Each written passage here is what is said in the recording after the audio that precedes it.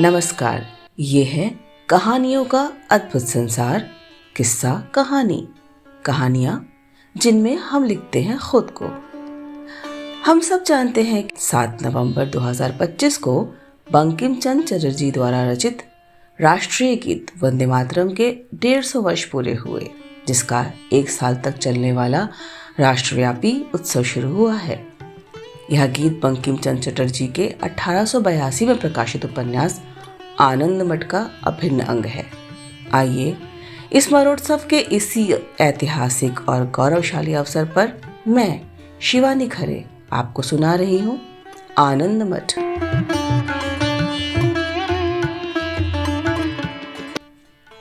आनंद मठ की भूमिका। बंकिम चंद्र चट्टोपाध्याय सन 1838 से 1894 बंगला के प्रख्यात उपन्यासकार, कवि, गद्यकार और पत्रकार थे।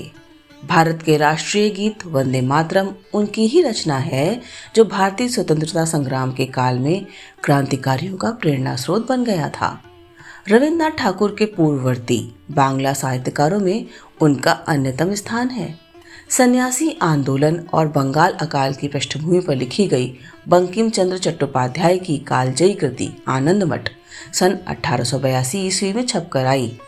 इस उपन्यास की क्रांतिकारी विचारधारा ने सामाजिक व राजनीतिक चेतना को जागृत करने का काम किया। इसी उपन्यास के गीत वंदे मातरम को बाद में राष्ट्रगीत का दर्जा प्राप्त हुआ।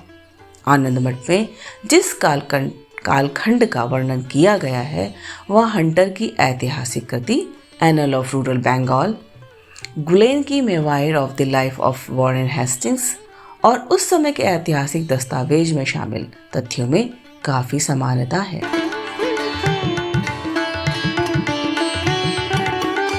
आनंद मठ भाग 1। बहुत विस्तृत जंगल है। इस जंगल में अधिकांश वृक्ष शाल के हैं। इसके अतिरिक्त और भी अनेक प्रकार के हैं। फुनगी फुनगी, पत्ती पत्ती से मिले हुए वृक्षों की अनंत श्रेणी दूर तक चली गई है। घने झुरमुट के कारण आलोक प्रवेश का हर एक द्वार, हर एक रास्ता बंद है। इस तरह पल्लवों का आनंद समुद्र कोस दर कोस, सैकड़ों हजारों कोस में फैला हुआ है।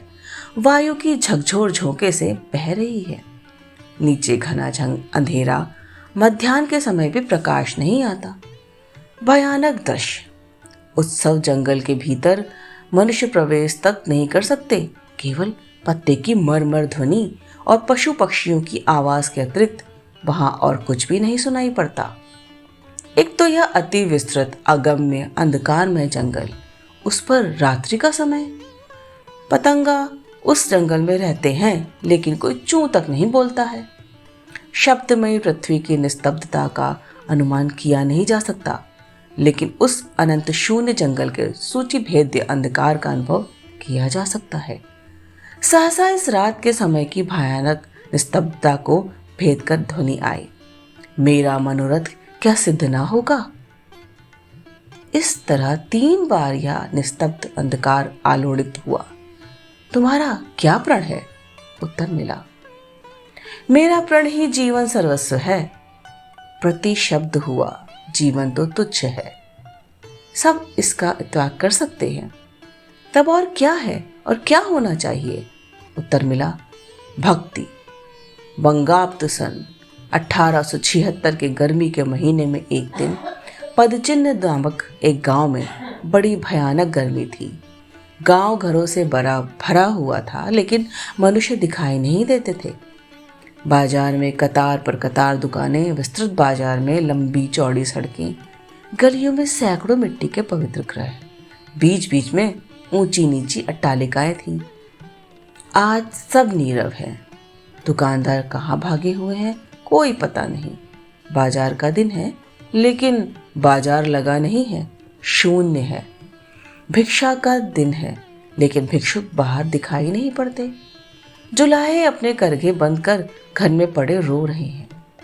व्यवसायी अपना रोजगार भूलकर बच्चों को गोद में लेकर विह्वल हैं। दाताओं ने दान बंद कर दिया है। अध्यापकों ने पाठशाला बंद कर दी है। शायद बच्चे भी साहसपूर्वक रोते नहीं हैं। राजपथ पर भीड़ नहीं दिखाई देती। सरोवर पर स्नानार्थियों की भीड़ नहीं है। गृह द्वार पर मनुष्य दिखाई नहीं पड़ते हैं। वृक्षों पर पक्षी दिखाई नहीं पड़ते। चरने वाली गौओं के दर्शन मिलते नहीं हैं। केवल शमशान में स्यार और कुत्ते हैं। एक बहुत बड़ी अट्टालिका है। उसकी ऊंची चहारदीवारी और गगनचुंबी गुंबद दूर से दिखाई पड़ते हैं। वह अट्टालिका उस गृह जंगल में शैल शिखर सी दिखाई पड़ती है। उसकी शोभा का क्या कहना है, लेकिन उसके दरवाजे बंद हैं। गृह मनुष्य समागम से शून्य है। वायु प्रवेश में भी असुविधा है। उस घर के अंदर दिन दोपहर के समय अंधेरा है। अंधकार में रात के समय एक कमरे में फूले हुए 2 पुष्पों की तरह एक दंपति बैठे हुए चिंतामग्न हैं। उनके सामने अकाल का भीषण रूप है। 1174 में फसल अच्छी नहीं हुई, अतः 1175 में अकाल आ पड़ा। भारतवासियों पर संकट आया। लेकिन इस पर भी शासकों ने पैसा पैसा कौड़ी कौड़ी वसूल कर ली। दरिद्र जनता ने कौड़ी कौड़ी करके मालगुजारी अदा कर दिन में एक ही बार भोजन किया। 1175 बंगाब्द की बरसात में अच्छी वर्षा हुई। लोगों ने समझा कि शायद देवता प्रसन्न हुए। आनंद में फिर मठ मंदिरों में गाना बजाना शुरू हुआ। किसान की स्त्री ने अपने पति से चांदी के बाजे के लिए फिर तकाजा शुरू किया।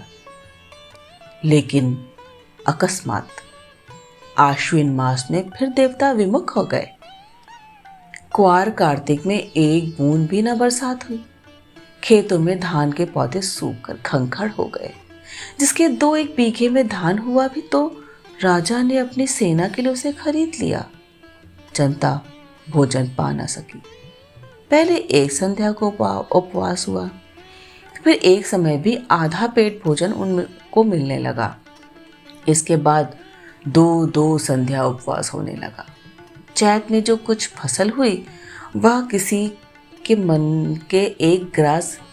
के एक ग्रास भर को भी ना हुई। लेकिन माल गुजारी के अफसर मोहब्बत रजा खां ने मन में सोचा कि यही समय है मेरे तपने का। एकदम उसने 10% माल गुजारी बढ़ा दी। बंगाल में घर घर कोहराम मच गया। पहले लोगों ने भीख मांगना शुरू किया। इसके बाद कौन भिक्षा देता। उपवास शुरू हो गया। फिर जनता रोगाक्रांत होने लगी। गौ बैल हल बेचे गए। बीज के लिए संचित अन्न खा गए। घर बार बेचा, खेती बाड़ी बेची। इसके बाद लोगों ने लड़कियां बेचना शुरू किया। फिर लड़के बेचे जाने लगे। उसके बाद गृह लक्ष्मियों का विक्रय प्रारंभ हुआ। लेकिन इसके बाद लड़के औरतें कौन खरीदता। बेचना सब चाहते थे, लेकिन खरीदार कोई नहीं। खाद्य के अभाव में लोग पेड़ों के पत्ते खाने लगे। घास खाना शुरू किया। नरम टहनियाँ खाने लगे। छोटी जाति की जनता और जंगली लोग कुत्ते बिल्ली चूहे खाने लगे। बहुतेरे लोग भागे। वे लोग विदेश में जाकर अनाहार से मरे। जो नहीं भागे वे अखाद्य मर खाकर उपवास और रोग से जर्जर हो मरने लगे। महेंद्र चले गए। कल्याणी अकेली बालिका को लिए हुए प्रायः जनशून्य स्थान में घर के अंदर अंधकार में पड़ी चारों तरफ देखती रही। उसके मन में भय का संचार हो रहा था। कहीं कोई नहीं। मनुष्य मात्र का कोई शब्द सुनाई नहीं पड़ता है। केवल कुत्तों और स्यारों की आवाज सुनाई पड़ जाती है। सोचने लगी, क्यों उन्हें जाने दिया। ना होता थोड़ी और भूख प्यास बर्दाश्त करती। फिर सोचा चारों तरफ के दरवाजे बंद कर दूं, लेकिन एक भी दरवाजे पे किवाड़ ना दिखाई दिया। इस तरह चारों तरफ देखते देखते सहसा उसे सामने के दरवाजे पर एक छाया दिखाई दी। मनुष्याकृति जैसा, कंकाल मात्र और कोयले की तरह काला, नगन, विकटाकार मनुष्य जैसा कोई आकार दरवाजे पर खड़ा था। कुछ देर बाद छाया ने मानो अपना एक हाथ उठाया और हाथों की सूखी लंबी सूखी उंगलियों संकेत कर किसी को अपने पास बुलाया। कल्याणी का प्राण सूख गया। इसके बाद वैसी ही एक छाया और सूखी काली दीर्घाकार नग्न पहली छाया के पास आकर खड़ी हो गई। इसके बाद ही एक और इस तरह कितने ही पिशाच आकर घर के अंदर प्रवेश करने लगे। वहां का एकांत शमशान की तरह भयंकर दिखाई देने लगा। वह सब प्रेत जैसी मूर्तियां कल्याणी और उसकी कन्या को घेर कर खड़ी हो गई। देखकर कल्याणी भय से मूर्छित हो गई। काले नर कंकाल जैसे पुरुष कल्याणी और उसकी कन्या को उठाकर बाहर निकले और बस्ती पार कर एक जंगल में घुस गए। कुछ देर बाद महेंद्र उस हंडिया में दूध लिए हुए वहां आए। उन्होंने देखा कि वहां कोई नहीं है। इधर उधर खोजा, पहले कन्या का नाम फिर स्त्री का नाम लेकर जोर जोर से पुकारने लगे, लेकिन न तो कोई उत्तर मिला और न कुछ पता ही लगा। जिस वन में डाकू कल्याणी को लेकर घुसे वह वन बड़ा ही मनोहर था। यहाँ रोशनी नहीं की शोभा दिखाई दे, ऐसी आंखें भी नहीं कि दरिद्र के हृदय के सौंदर्य की तरह उस वन का सौंदर्य भी देख सके। देश में आहार द्रव्य रहे ना रहे, वन में फूल है। फूलों की सुगंध से मानो उस अंधकार में प्रकाश हो रहा है। बीच की साफ सुकोमल और पुष्पावृत जमीन पर डाकुओं ने कल्याणी और उसकी कन्या को उतारा और सब उन्हें घेर कर बैठ गए। इसके बाद उन सब में यह बहस चली कि लोगों का क्या किया जाए।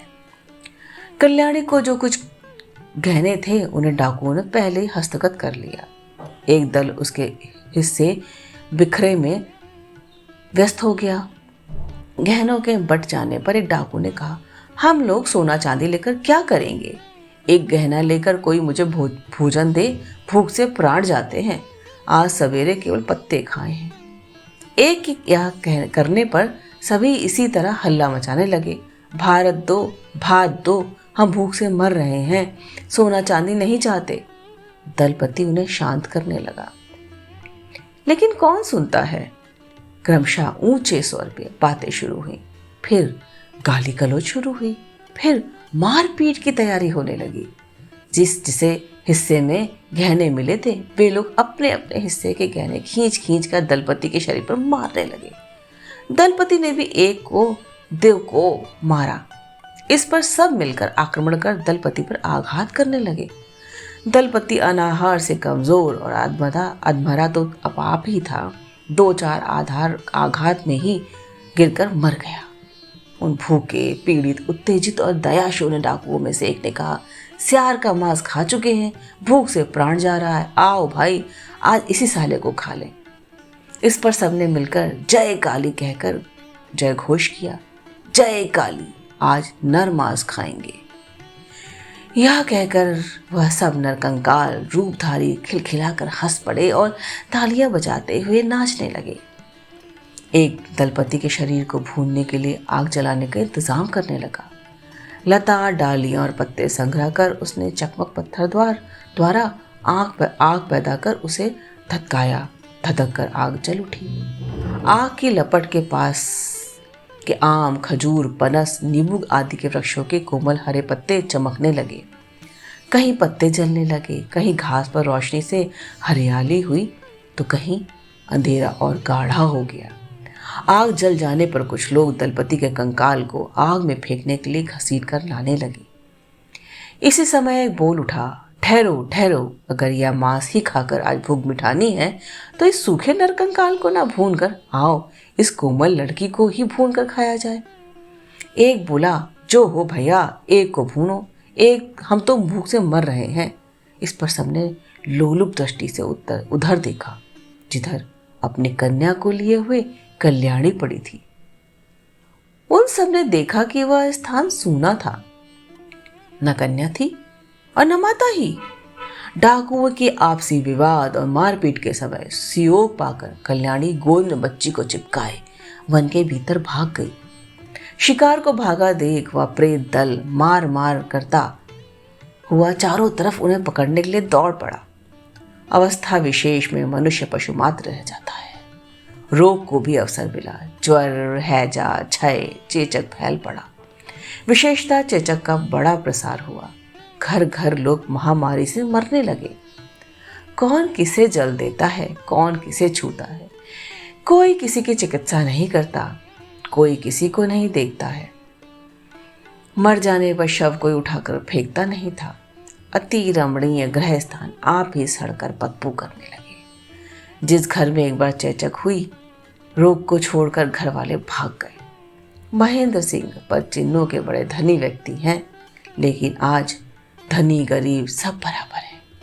इस दुखपूर्ण अकाल के समय रोगी होकर उसके आत्मीय स्वजन, दासी दास सभी चले गए हैं। कोई मर गया, कोई भाग गया। उस वृहद परिवार में उनकी स्त्री, वे और गोद में शिशु कन्या मात्र रह गई है। इन्हीं लोगों की बात कह रहा हूँ। उनकी भार्या कल्याणी ने चिंता छोड़कर गौशाला में जाकर गाय दूही।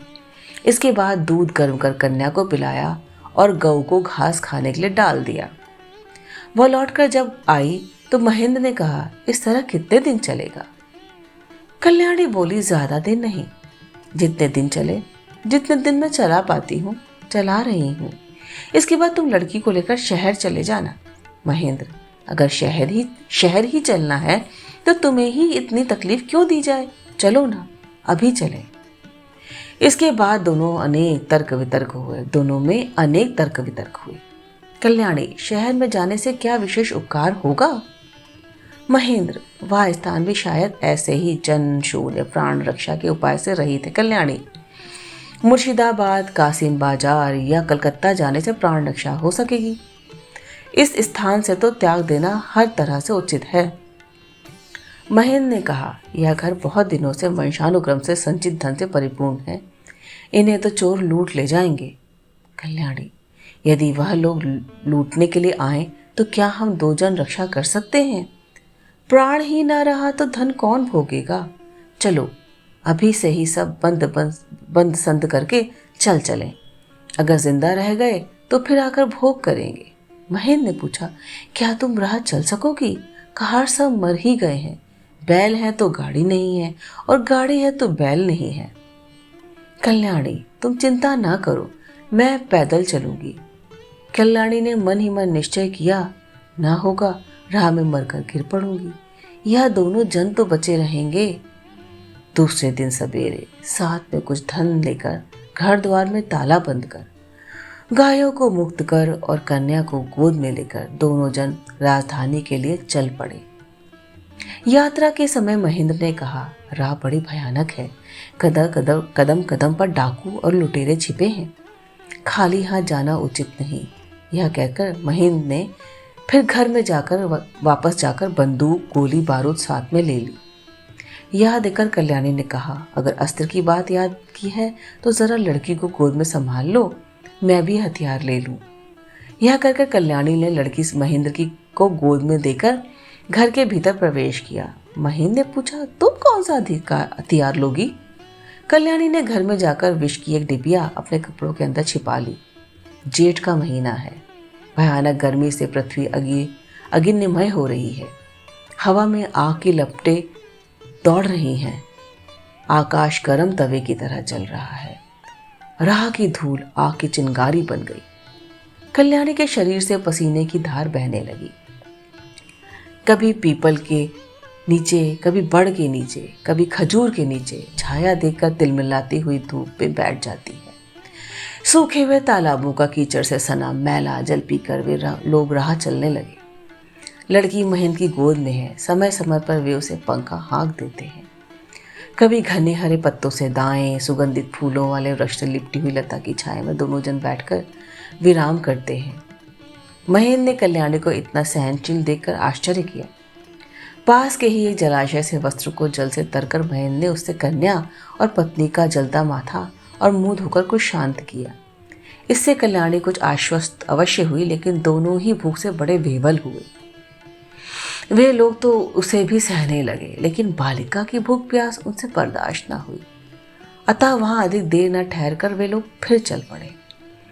उस आग के सागर को पार कर संध्या से पहले वे एक बस्ती में पहुंचे।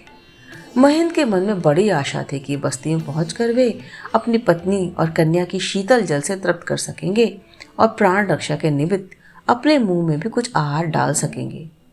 लेकिन कहाँ, बस्ती में तो एक भी मनुष्य दिखाई नहीं पड़ता। बड़े बड़े घर सूने पड़े हैं। सारे आदमी वहां से भाग गए हैं। इधर उधर देखकर एक घर के भीतर महेंद्र ने स्त्री कन्या को बैठा दिया। बाहर आकर उन्होंने जोरों से पुकारना शुरू किया, लेकिन उन्हें कोई भी उत्तर सुनाई ना पड़ा। तब महेंद्र ने कल्याणी से कहा, तुम जरा साहस पूर्वक अकेली रहो, देखो शायद कहीं कोई गाय दिखाई दे जाए। भगवान श्री कृष्ण दया कर दें तो दूध ले आए। यह कहकर महेंद्र एक मिट्टी का बर्तन हाथ में लेकर निकल गए।